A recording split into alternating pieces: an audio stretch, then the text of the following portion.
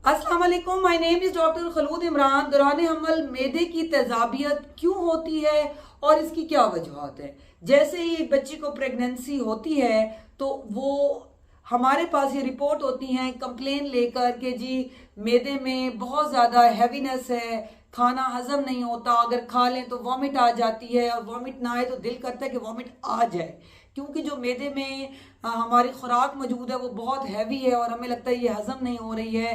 तो ऐसा क्यों है ये आपको समझने की ज़रूरत है। जैसे कि प्रेगनेंसी में हम सबको पता है कि जो है वो एक लाइफ जो है वो जो है माँ के पेट में पल रही होती है, तो ऑटोमेटिकली उसके इन्फ्लुएंस की वजह से मदर को बहुत ज़्यादा मैदे की जलन और तेजाबियत का सामना करना पड़ता है। और ये कुदरती चीज़ है क्योंकि बॉडी पे प्रेशर होता है, हर चीज़ बॉडी में इंक्रीज हो रही होती है, जिसके अंदर साथ साथ जो मैदा है वो भी इफेक्ट होता है।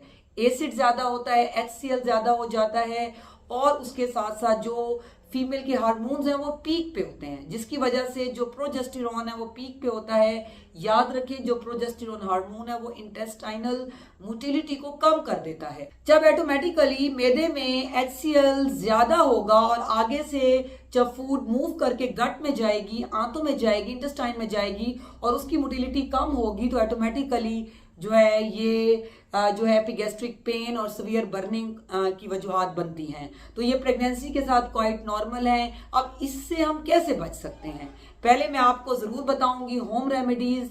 अगर आप इस पे अमल करेंगे तो आपको ऑटोमेटिकली डॉक्टर के पास नहीं जाना पड़ेगा। उसमें सबसे पहले मैं कहूंगी पानी का इस्तेमाल ज्यादा कर दें। रात को लेट नाइट आपने जो है नहीं खाना, क्योंकि ऑलरेडी जो है आपकी जो इंटेस्टाइनल मूवमेंट है वो कम है, आपका एसिड बॉडी में जो स्टमक है उसमें ज्यादा है, तो ऑटोमेटिकली पहले ही तेजाबियत ज्यादा है। अगर आप जो है लेट नाइट खाएंगे और सो जाएंगे तो ऑटोमेटिकली वो हजम नहीं होगा, पूरी रात आप डिस्टर्ब होंगे, पूरी रात जो है बार बार आपकी आंख खुलेगी, आपको वॉमिट करने का दिल करेगा। तो उससे बचने के लिए आपने कोशिश करनी है कि सोने से एटलीस्ट 3 घंटा पहले आप खा लें, उसके बाद वॉक वगैरह कर लें। और अगर रात को आप दूध भी लें तो बहुत अच्छी बात है, लेकिन वो भी सोने से 2 घंटे पहले ले लें ताकि जो है वो आपका हजम हो जाए।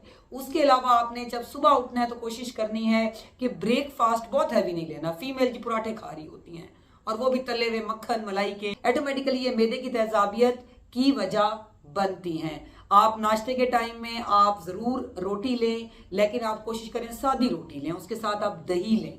योगर्ट जो है वो प्रोबायोटिक है जो कि गट हेल्थ के साथ साथ स्टमक बर्निंग से भी बचाता है। यहाँ पे मैं जरूर जिक्र करूंगी इसम ओल का। आप इसम ओल इस्तेमाल करें, ये कब्ज नहीं होने देती, क्योंकि जब बॉडी में कॉन्स्टिपेशन नहीं होगी, कब्ज नहीं होगी, तो ऑटोमेटिकली आगे से आपकी गट मूवमेंट भी अच्छी हो जाएगी। तो ये आपकी मैदे की तेजाबियत के साथ साथ आपको कॉन्स्टिपेशन से भी रिलीव कर देगा।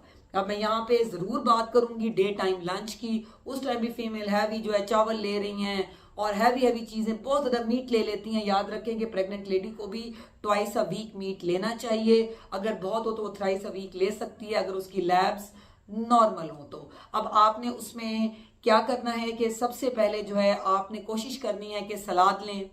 आप डे टाइम भी आप योगर्ट दही ले सकती हैं। उसके साथ जो है आपने जो है स्मॉल स्मॉल स्नैक्स लेने हैं, यानी कि आपने एकदम खाना नहीं खाना जैसे एक नॉर्मल बंदा खाता है। आपने घंटे घंटे के वक्फे से लें, आपने एप्पल ले लिया, फिर आपने सलाद ले लिया, फिर आपने आधी रोटी ले ली, फिर थोड़ी देर के बाद जो है वो आप जूसेस ले सकती हैं। आप जो है वो सिंपल जो सब्जी में मैं कहूँगी खीरा ले सकती हैं। आप इस किस्म की चीज़ें लें जो कि जूद हजम हो।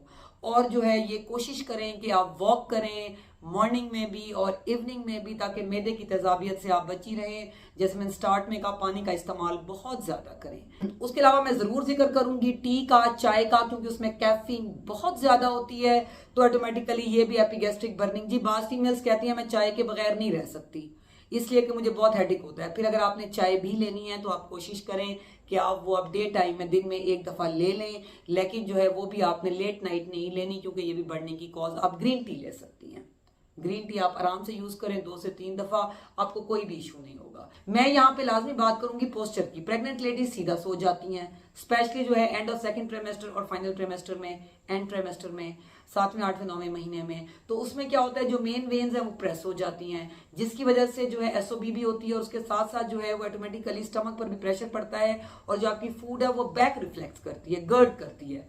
तो जब भी आपके वो जो कंटेंट है जिनमें एसिड है फूड में, जब वो बैक आपके स्टमक ऐसे होता हुआ इसोफेगस में, खुराक की नाली में जाएगा तो आपकी बर्निंग बहुत ज्यादा होगी, वो जायका आपको गले तक फील होगा। तो इसलिए पोस्चर बहुत इंपॉर्टेंट है।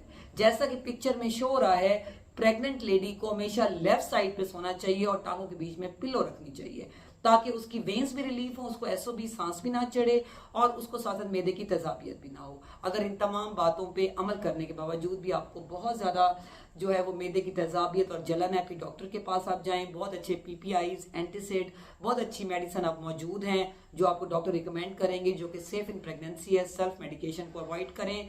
अगर आपके जहन में इसको लेके कोई भी सवाल है तो आप कमेंट सेक्शन में लिख सकती हैं, आई विल रिप्लाई दैट। और अगर आप मुझसे ऑनलाइन कंसल्टेशन लेना चाहते हैं तो नंबर नीचे मेंशन्ड है, तो आप उस पर मुझसे ऑनलाइन कंसल्टेशन भी ले सकते हैं। Stay safe, stay healthy. Thank you so much. Allah Hafiz.